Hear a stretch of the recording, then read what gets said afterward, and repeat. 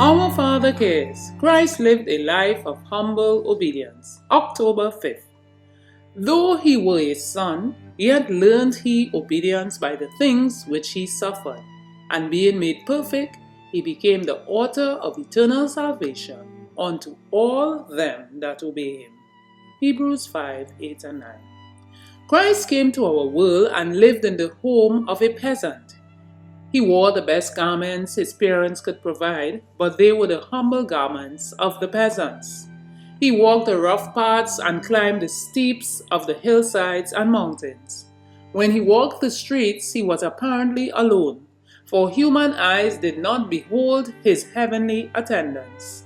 He learned the trade of a carpenter, that he might stamp all honest labor as honorable and ennobling to all who work with an eye single to the glory of God. Christ, the Lord of the whole earth, was a humble artisan.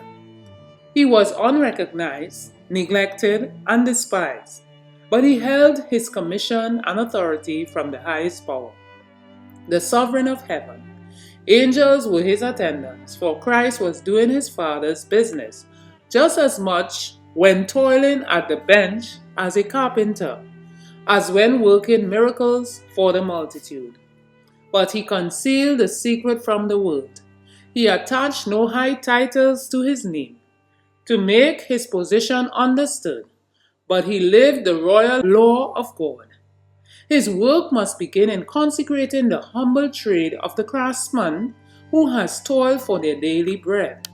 Had Christ passed his life among the grand and the rich, the world of toilers would have been deprived of the inspiration which the Lord intended they should have.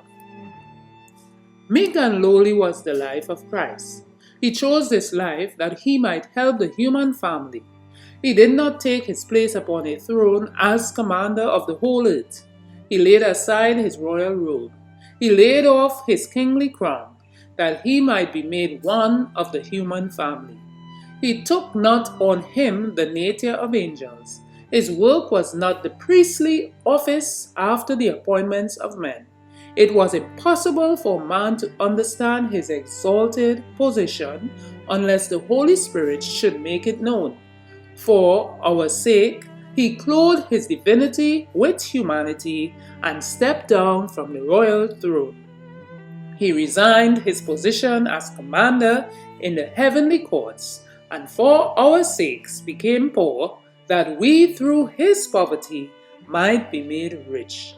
Thus he hid his glory under the guise of humanity, that he might touch humanity with his divine transforming power.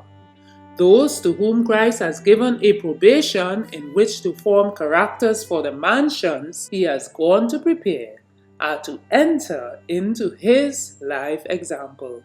The Upward Look, 67 from Our Father Cares, page 290.